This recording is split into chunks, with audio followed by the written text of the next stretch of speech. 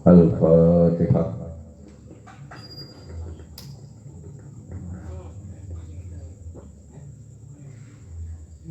Mari kita awali dengan sholawatil qulub.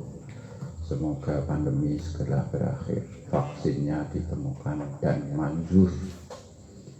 Bismillahirrahmanirrahim.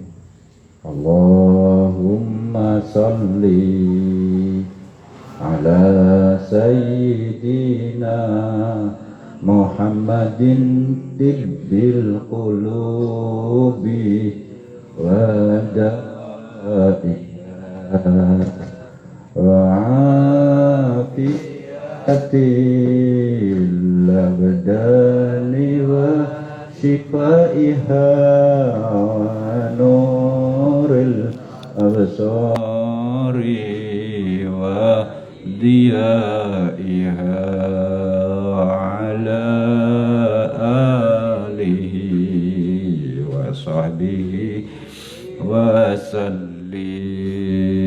Allahumma salli ala sayyidina Muhammadin tibbil qulubi wa dawaiha wa afiyatil abdani wa shifaiha wa nuril absari wa diyaiha wa ala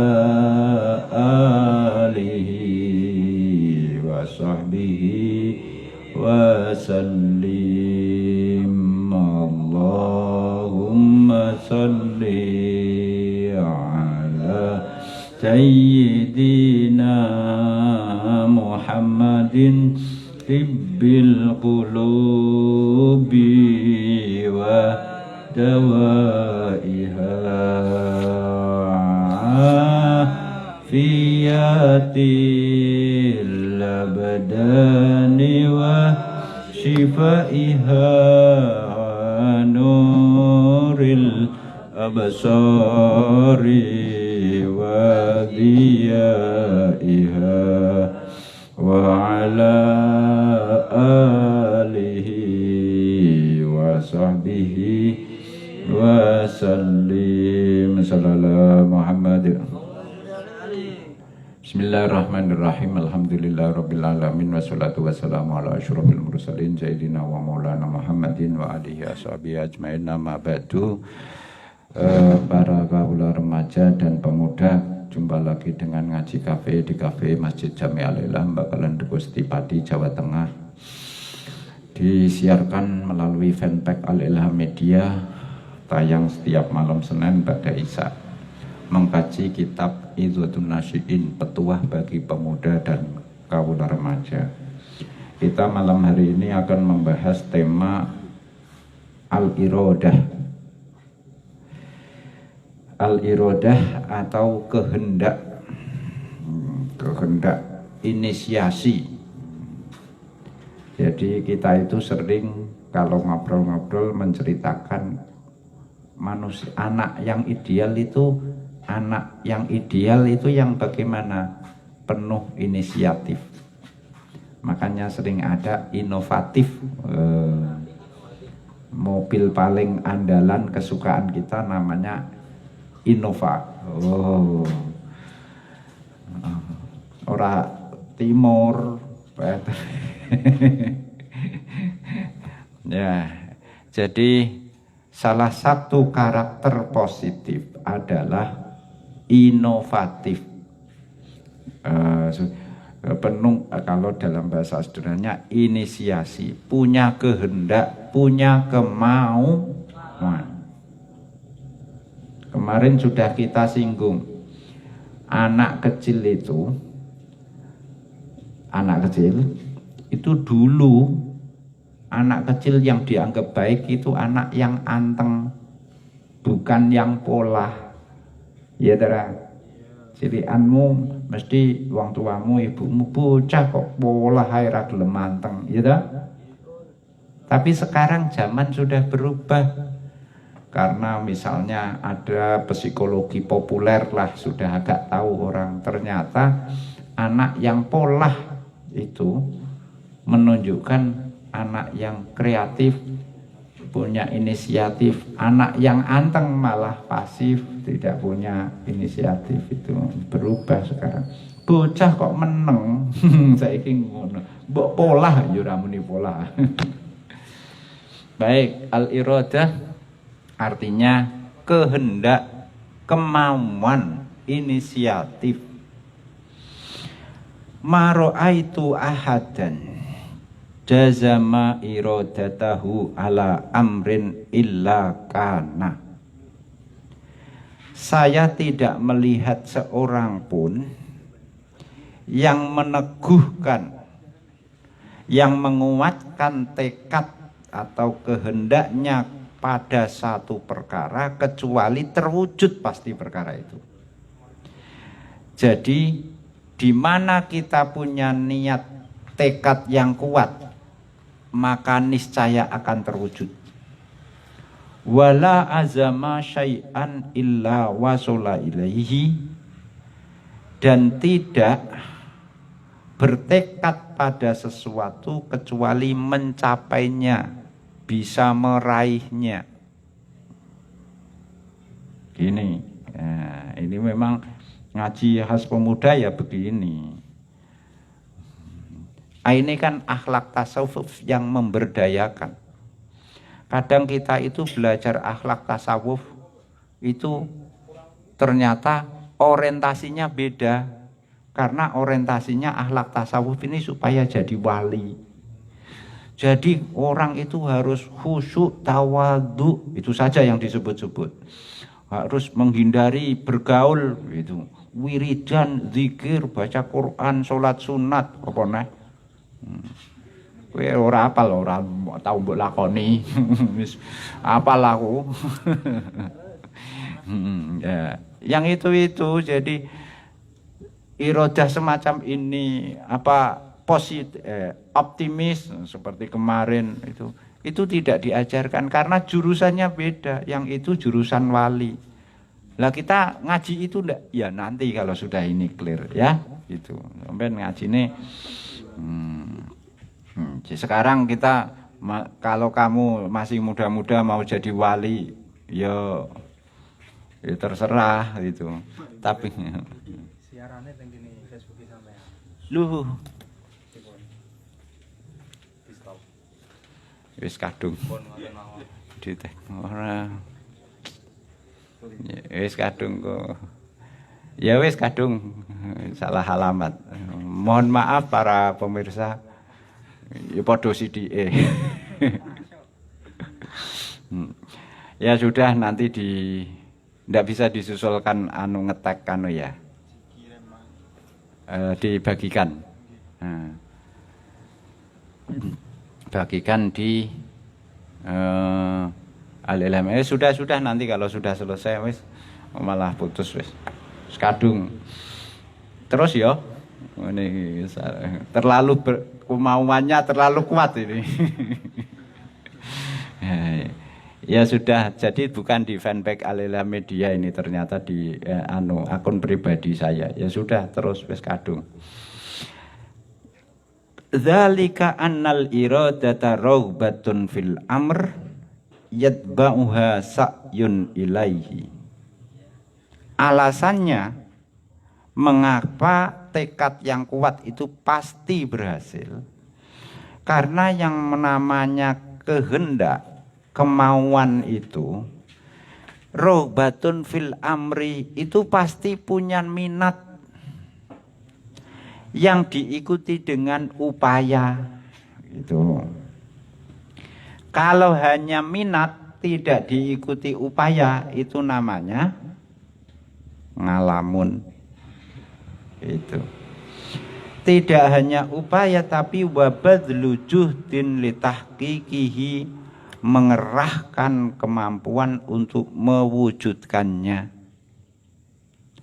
Wa tahyi'atul asbabil mumkinati li'ijadihi, menyediakan sarana prasarana yang mungkin untuk diwujudkan. Tsumma iqdamun ala amalihi, kemudian bergerak melakukannya. Jadi begini yang dimaksud iradah, kemauan atau inisiasi. Itu pertama muncul minat, rohbatun fil amri. Setelah ada minat, ada upaya. Dan upaya itu tidak angin-anginan. Biasanya canom ini apa sih di duwe karep grutuk-grutuk anget-anget tai. Saiki anget tai, kambing sekarang lebih hangat. Sudah diralat itu.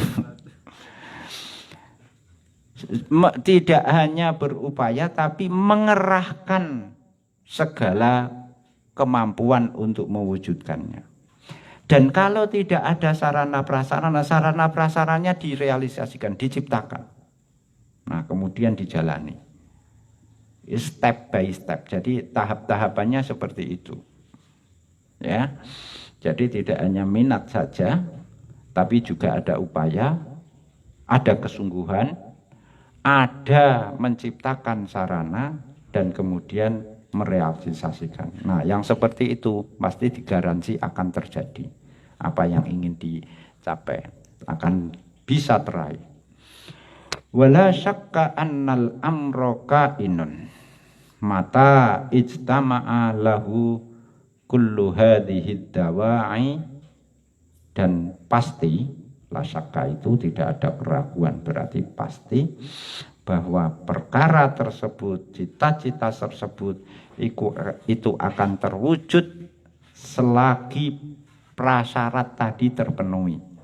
Ada minat, ada usaha, ada kesungguhan, ada sarana, dan ada pelaksanaan. Ini sebelumnya kayak anulah itu kan apa teori manajemen itu ya. Kalau kita pernah belajar ini sing kuliah-kuliah wis kono urung sinaune. Pengantar ilmu manajemen itu. Jadi misalnya ada nomor 1 apa perencanaan, planning, organizing, terus apa executing, terus evaluating, terus apa kawin. Angel. Ojo langsung jujuk. Cek. Nah, yang menarik apa?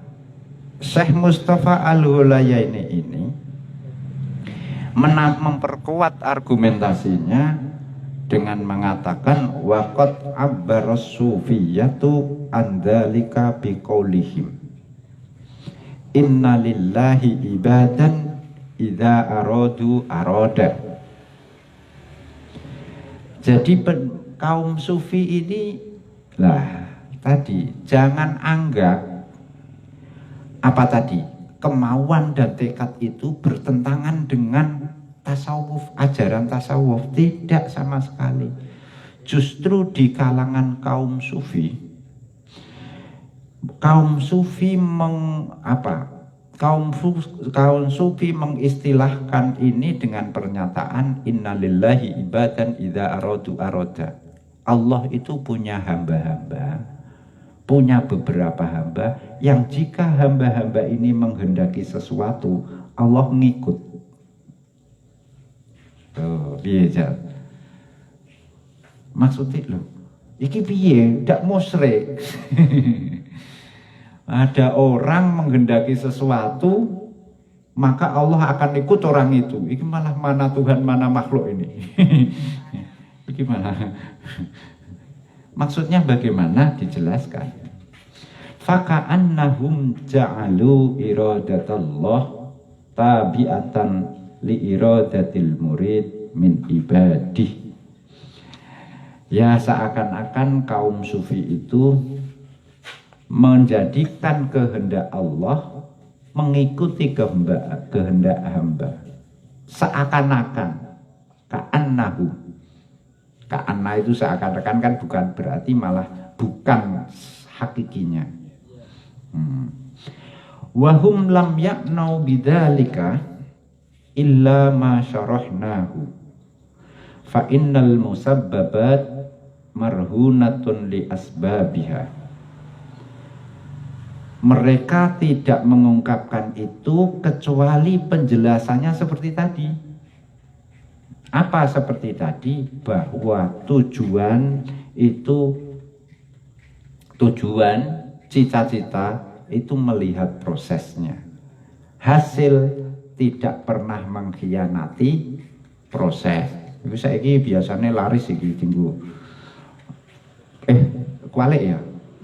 Proses tidak akan kualik. Bener di? Bener mana? Hasil tidak pernah mengkhianati proses. Bener itu ya? Tuh. Hasil itu tidak pernah mengkhianati proses. Itu bahasa kekinian. Yang bahasa kekunoan ini. Fa innal musabbabat marhunatun li asbabiha. Akibat-akibat, musabbab itu berarti akibat-akibat itu digadaikan kepada sebab-sebab. Jadi kalau sebabnya tidak terjadi, maka akibatnya ya tidak terjadi. Wa qad ja'alallahu husulal muradat mutawaqqifan ala jazmil iradah, dan Allah telah menjadikan terrealisasi yes kita ngopi dulu masuk. Ini bagian dari adegan nih mau panas. Wajan dek nganane rano ngopi ini re. Iki kopi cap apa iki diiklanno tak. Biasanya ono wadahe ngene. Ono cape di sini bungkusnya. Nah, Allah telah menjadikan realisasi dari cita-cita itu tergantung kepada kuatnya kehendak. Itu wis kehendak Allah, sunnatullah. Nah, oleh karena itu saking kuatnya ya ini, saking kemantepan yang kuat itu akan membuat sesuatu tercapai, terrealisir, berhasil. Itu seakan-akan Allah itu anut kita. Nek kowe tenanan anut. Hadis lain mengatakan inni inda dzanni abdi bi. Saya, kata Allah, saya itu anut apa prasangka, apa keyakinan hamba terhadap diriku. Jadi Allah itu, aku itu karek menungso. Nek menungso nganggep aku lomo, tak lomani. Nek menungso nganggep aku medhit, yo tak medhiti. Paham ya? Makanya jangan pernah berburuk sangka, suudzon kepada Allah. Husnudzon saja. Meskipun saat ini kamu niku wis welek, goblok, kiri, wis pokok kombinasi yang memprihatinkan lah itu kombinasi ini. Wis gak welek, kiri, bodoh, wis.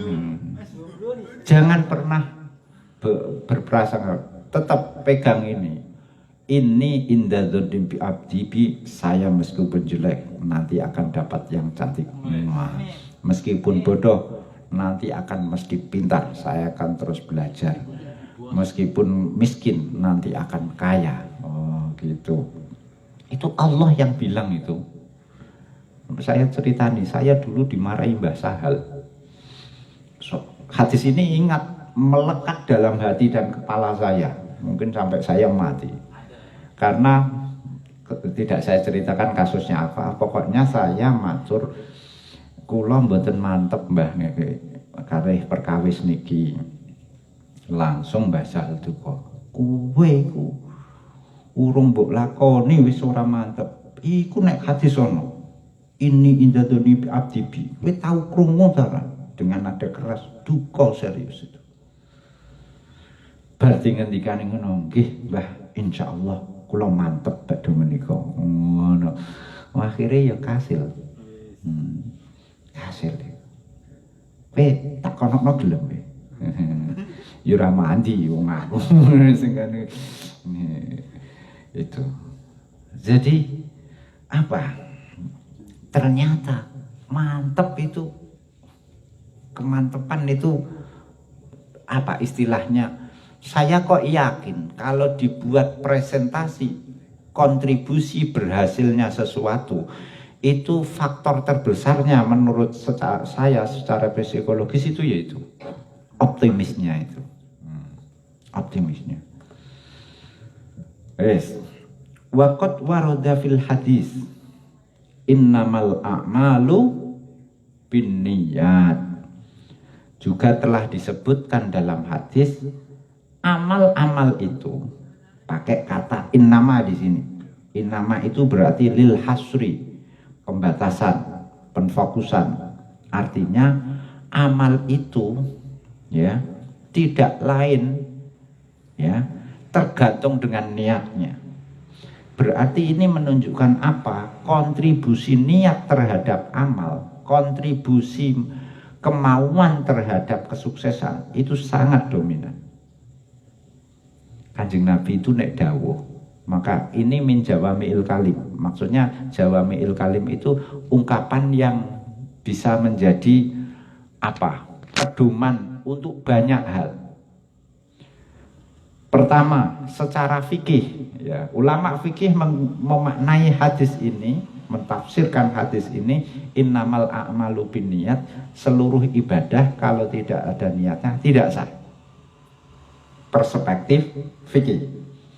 Perspektif akhlak, tasawuf, motivasi, perspektif lain juga masuk ini. Angel wong ngomong satu tapi bisa dipakai semua, itu angel itu. Nah makanya innamal a'malu binniyat, kamu wudu tapi gak non niatnya sah apa tidak? Tidak.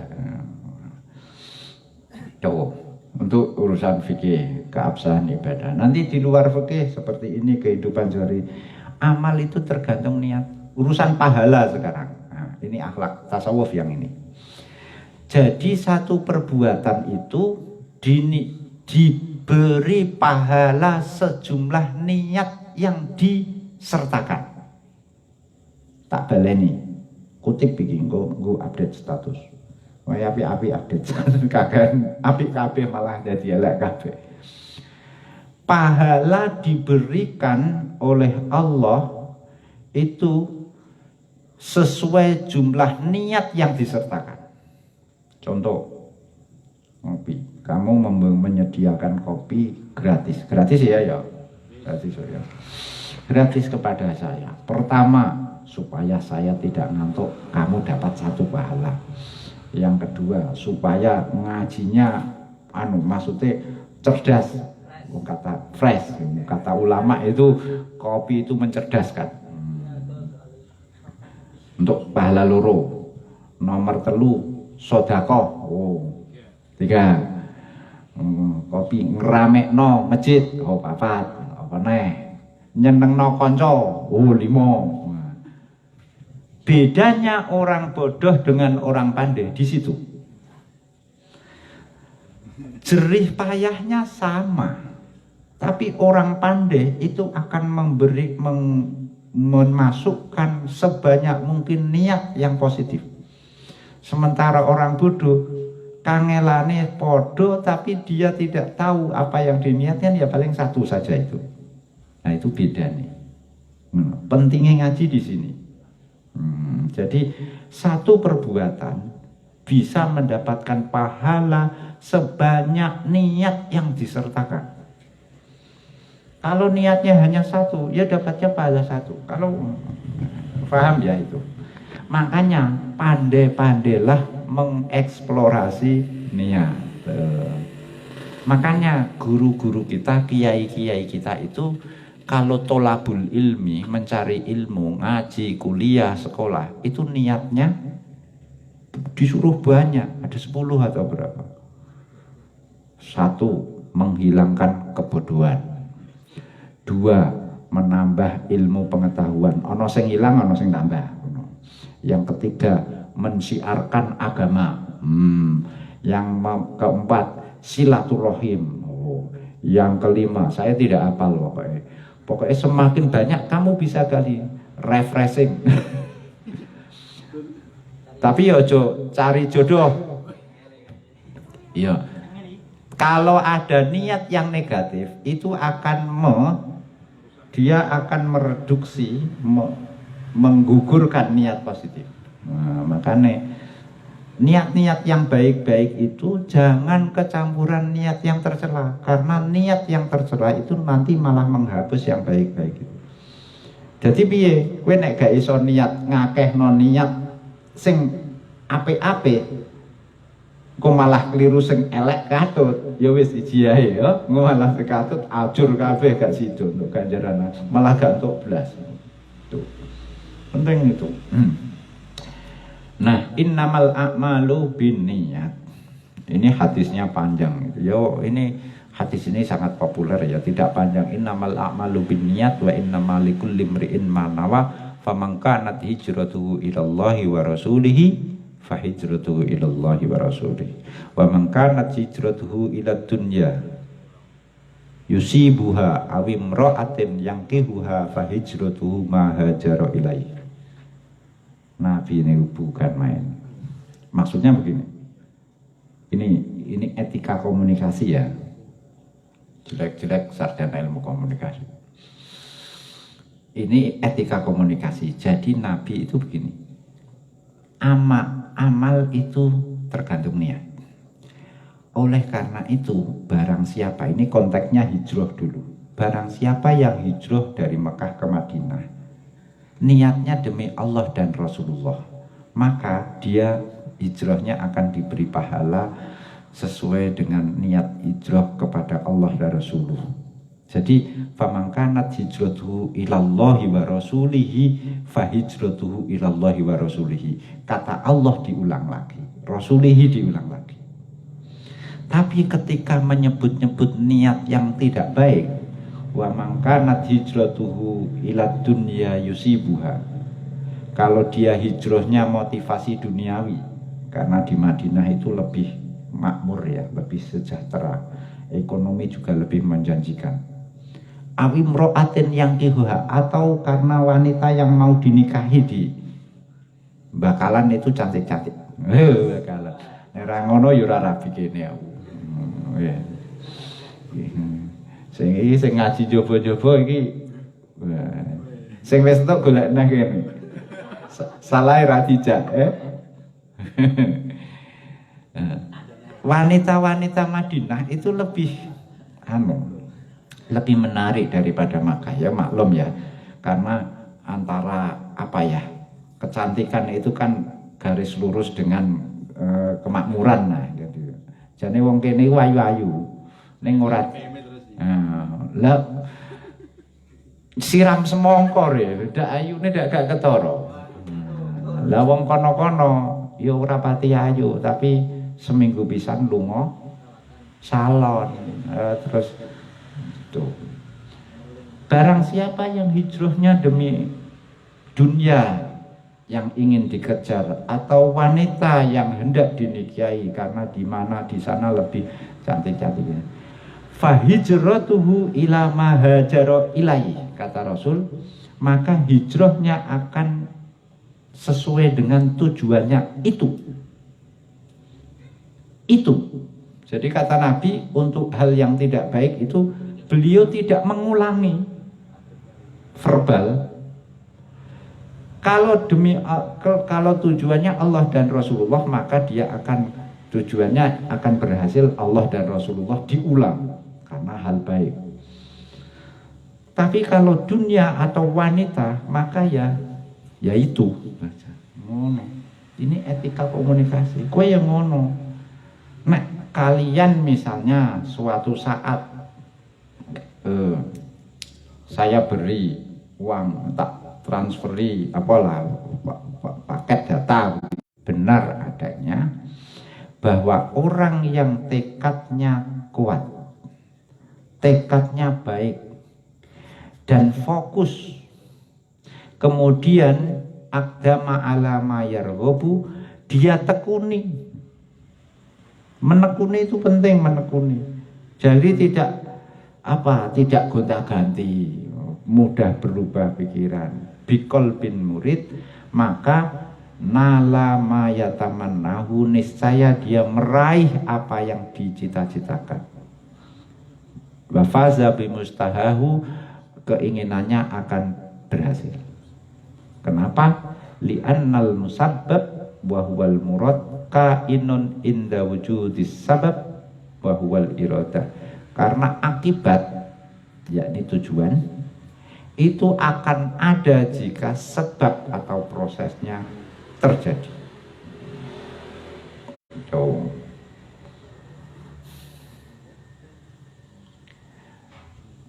Tidak di dunia ini sudah saya singgung kemarin apa belum ya?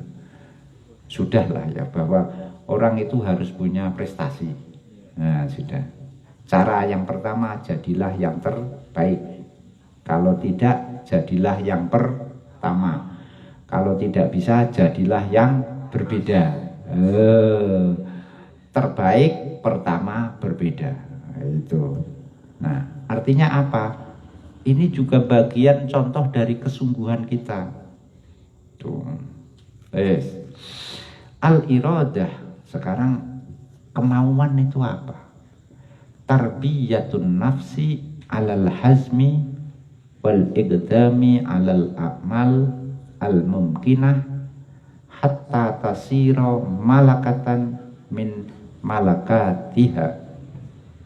Yang namanya kehendak, kemauan itu mendidik mental hati kita untuk yakin, terus melaksanakan, dan itu kemudian jadi karakter. Malakah. Jadi yakin, laksanakan. Ojo yakin tok, tengok-tengok. Atau melaksanakan setengah hati. Itu malah kacau itu. Alang rala melaksanakan setengah hati. Kowe numpak sepeda motor, dek ya. Arep lunga ndi bingung. Sida lunga apa ora ya? Montore mbok tumpaki, lunga mangkat apa ora ya? Maju mundur. Ya wis dilindes truk. Itu mertangguh. Jadi mantap dan laksanakan.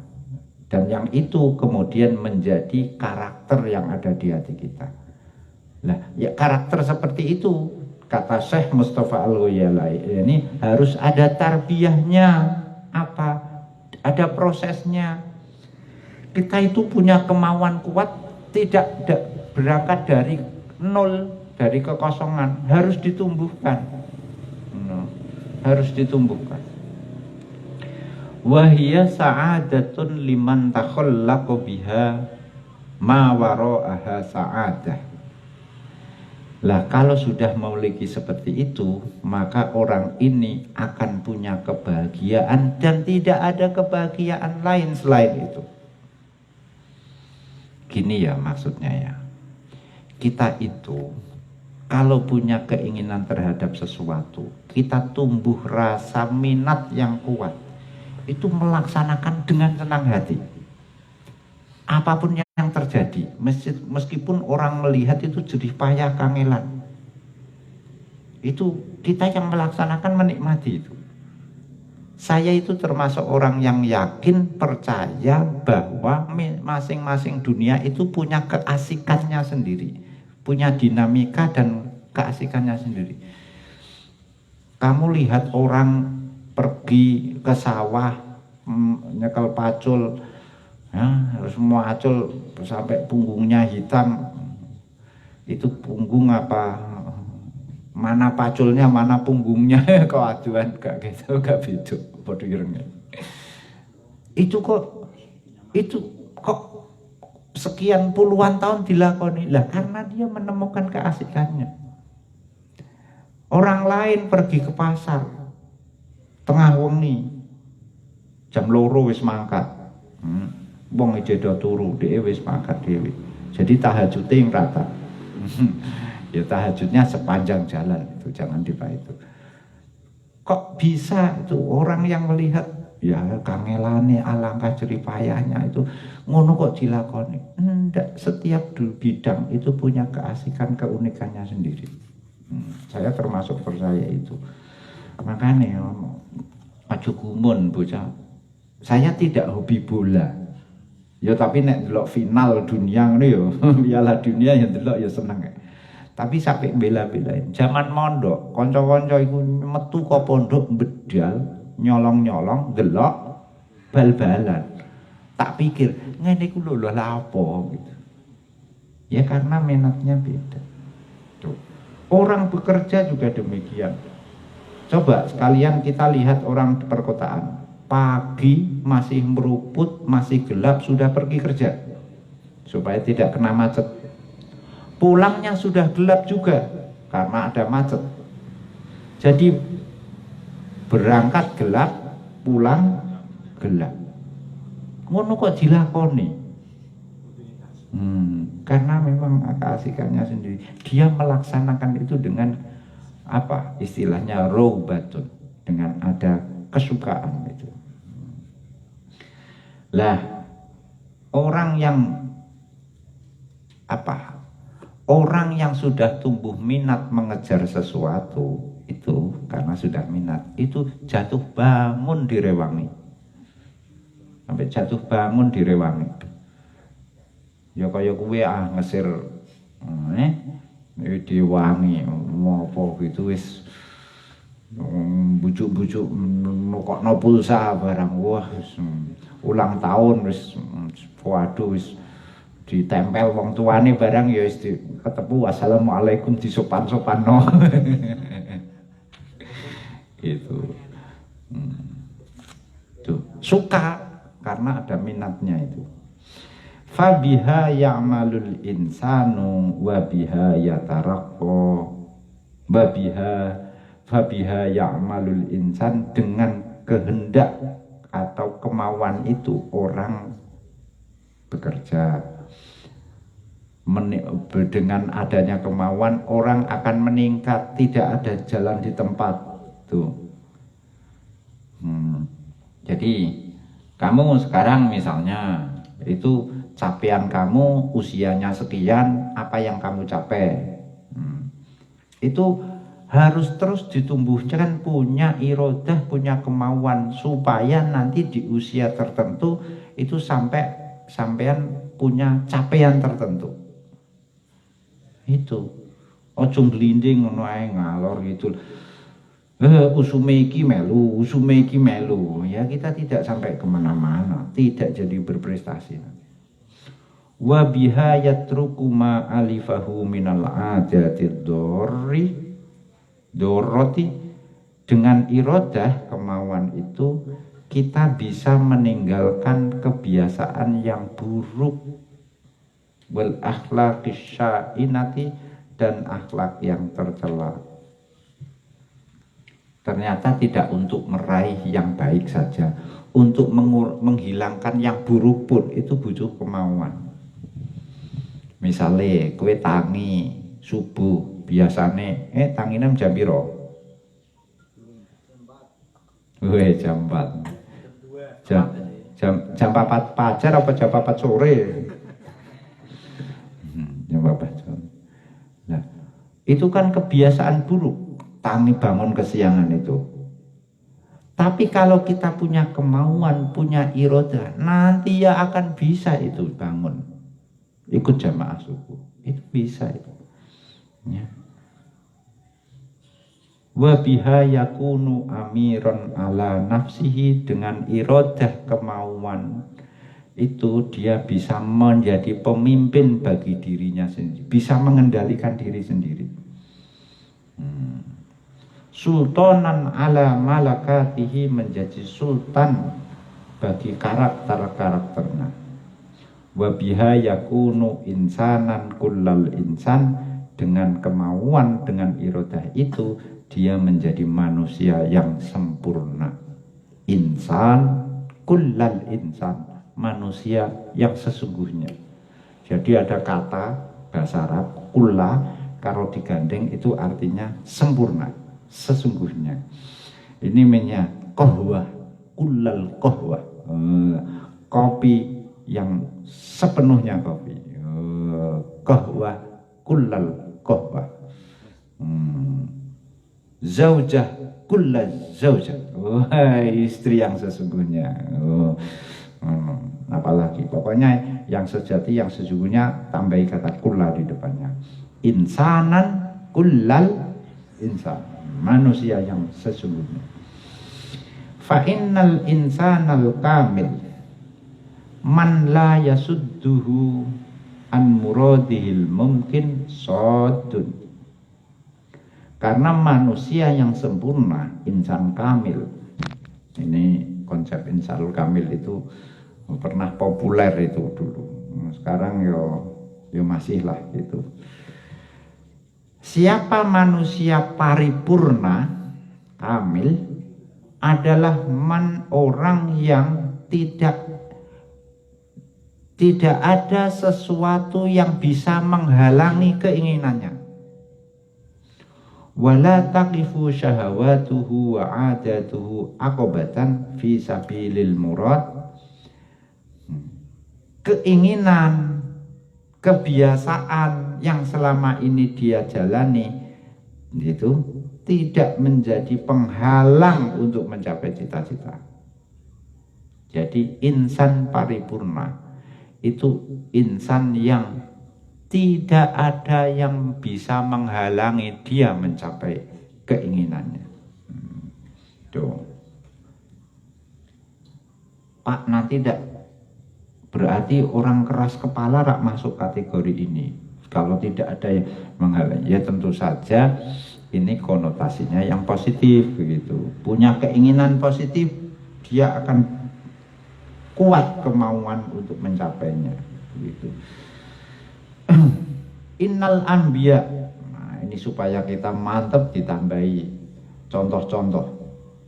Innal anbiya, para nabi, wal falasifah, para filosof, wa uzuma ar-rijal, orang-orang besar, tokoh-tokoh besar, uzuma ar-rijal, lam yastati'u an yabussu ma tawakhuhu minal aqaidi wat ta'alim. Mereka ini tidak mampu menyebarkan apa yang dicita-citakan mereka, apa yang menyebarkan tujuan mereka, apa? Menyebarkan akidah, menyebarkan ajaran, karena Nabi menyebarkan faham, menyebarkan pemikiran, menyebarkan ide-ide, gitu ya. Mereka ini tidak menyebarkan, tidak mampu menyebarkan, walam yasilu, tidak mencapai ila ma araduhu minal amal, pada apa yang usaha-usaha yang dilakukan, allati kutibat bin nur ala jabinid duhur, yang tercatat dengan tinta cahaya di sepanjang masa, illa bil iradah, kecuali dengan kemauan, kehendak. Para nabi, filosof, tokoh-tokoh besar yang mereka memproduksi ide, akidah, ajaran, pemikiran, bahkan gerakan, itu berhasil seperti itu karena keinginannya kuat. Itu kalau di kampus kita itu namanya al-hirsu, bukan al-iradah. Jadi kami di kajian itu, di Matole, di Ikmafa itu ada nilai dasar soleh akrom. Itu salah satunya al-hirsu. Apa itu? Kemauan yang kuat. Kalau di sini al-iradah, begitu. Sama itu maksudnya. Kemauan yang kuat itu, bayangkan Rasulullah Shallallahu Alaihi Wasallam mengajarkan, menyebarkan Islam, ya. Itu apa? Kemauan, tekadnya bukan main. Bayangkan, Nabi itu lahir yatim, tidak punya siapa-siapa. Dia asuh kakeknya. meninggal ganti pamannya, pengasuhnya itu ganti-ganti, ya, sendirian. Terus kemudian menikah, orang duit modal apa-apa, ya, garis ditakdir Tuhan ya, menikah dapat perawan tua, pengusaha kaya, Siti Khadijah. Memang Siti Khadijah ini nunggu cah ganteng cah anu. Iki sing nunggu sing wedok, aja kowe sing nunggu golek perawan tuwa sugih. Oh, angel. Angel.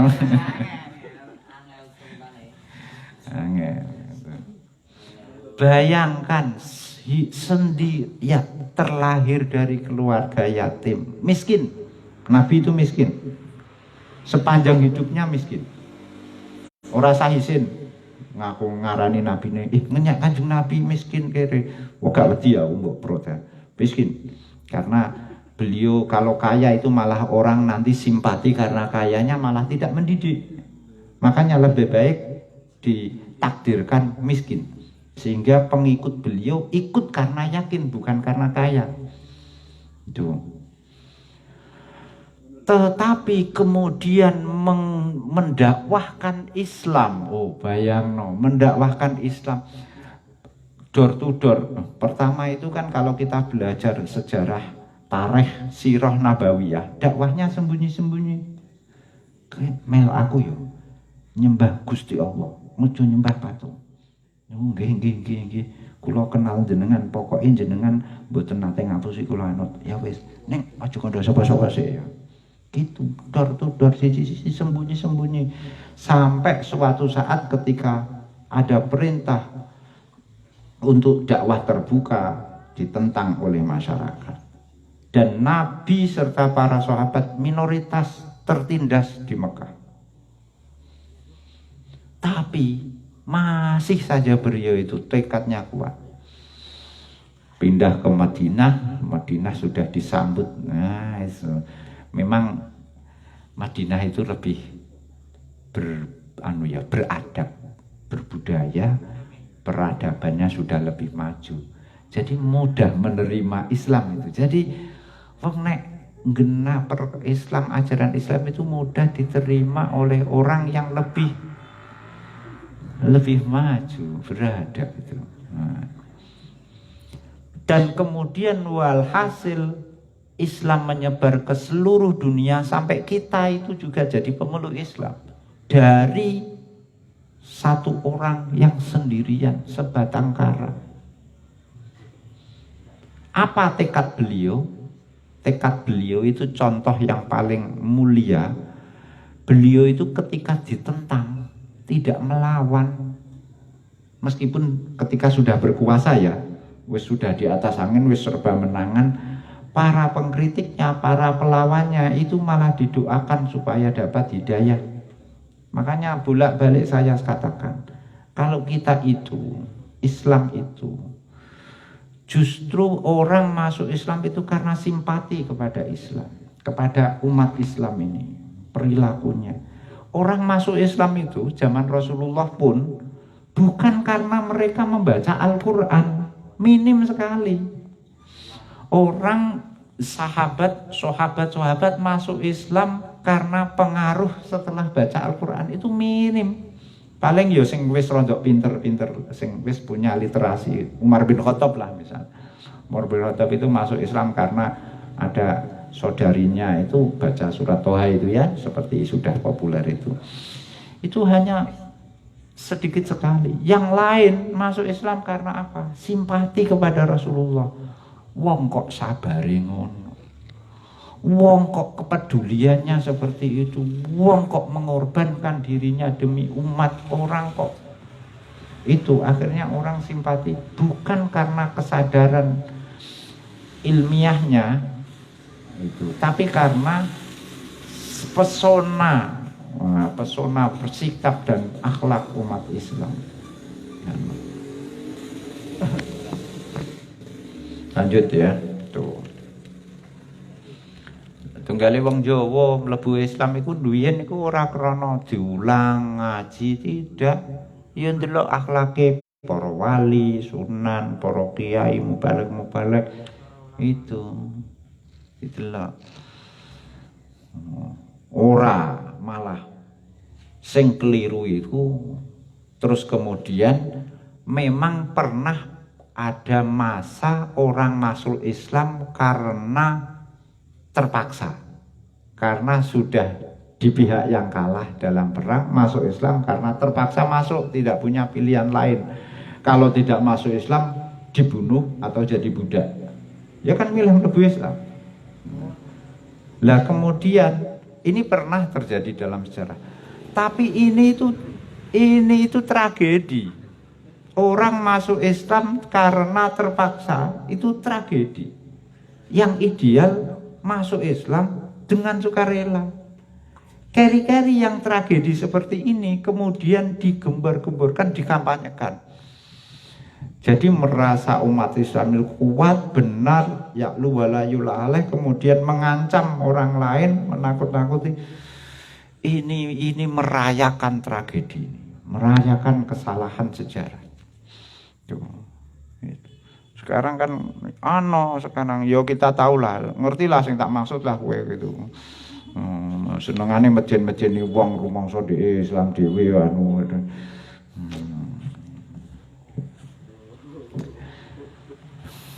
Memang kita gini-gini itu tidak kelihatan heroik ya. Tapi kalau seperti itu tadi kan kelihatan heroik.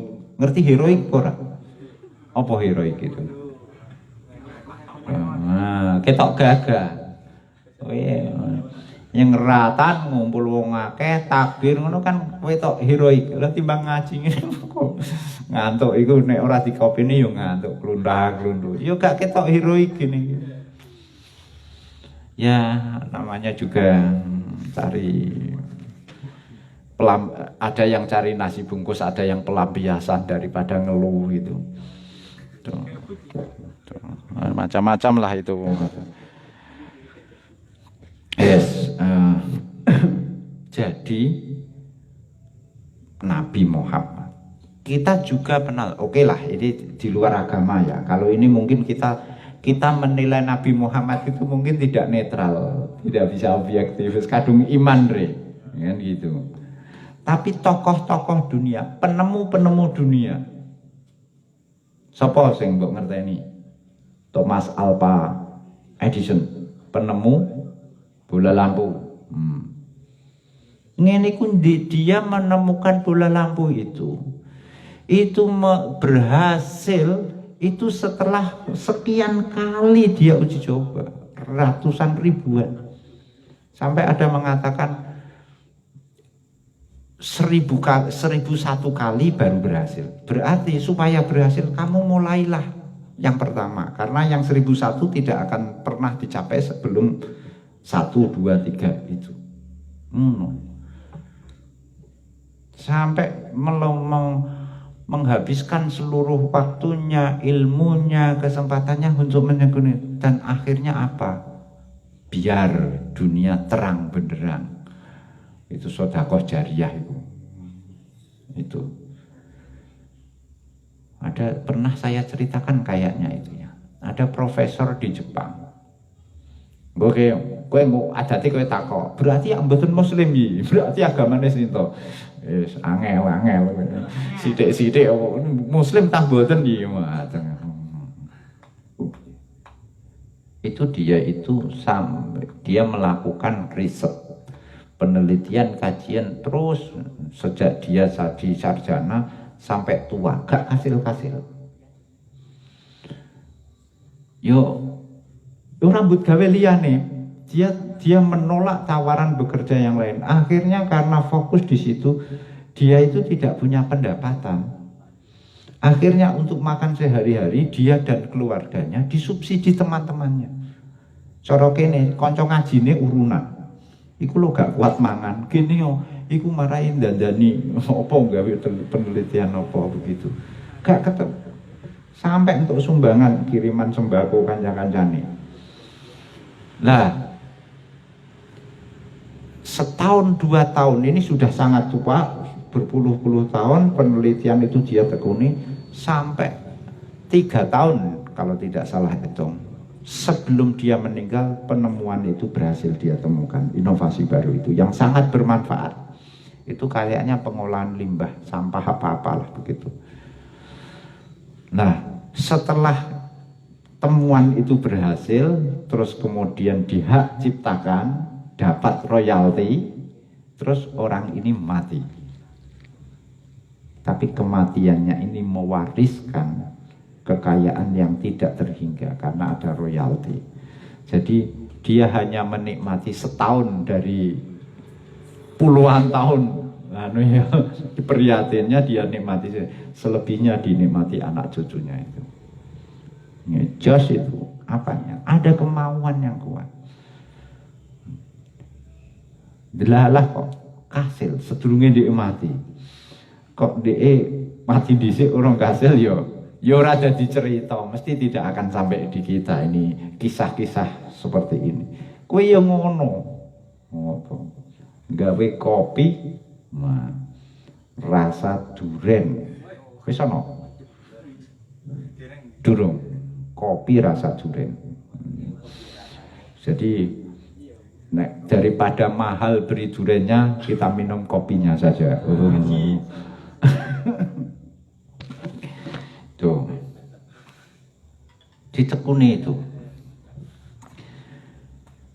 Penemu-penemu itu semua itu bukan. Jadi, wesa, kamu mau ingin contoh tokoh yang paling kamu kagumi misalnya. Pasti foto sukses yang kamu kagumi itu pasti karena kemauannya kuat. Pasti berpayah-payah, jerih payah, jatuh bangun sampai dia di titik yang dia capai saat ini. Pasti. Tidak usah tokoh-tokoh hebat yang baik-baik, yang jahat-jahat juga demikian. Yang kurang baik ya artis-artis itu. Masamu, oh ya kangelan. Artis-artis itu bergelimang kemewahan kan gitu ya menurut kita. Enggak, itu mereka banyak stresnya. Makanya konsumsi narkoba barang itu supaya enggak stres. Piye? Dia itu tidur sehari semalam tidur hanya 2-3 jam. Lho lapo? Yo niat kok actingnya itu. Ije lumayan ngaji ngene iki ora. Engko bar ngaji kesel turu ya sesuk mangkat ngaji. Enggak, dia sampai kemudian kurang tidur, stres, dibisiki sama pengedar-pengedar itu, ini obat stres. Ya wes. Akhirnya kecekel polisi. Kecekel apa? BNN.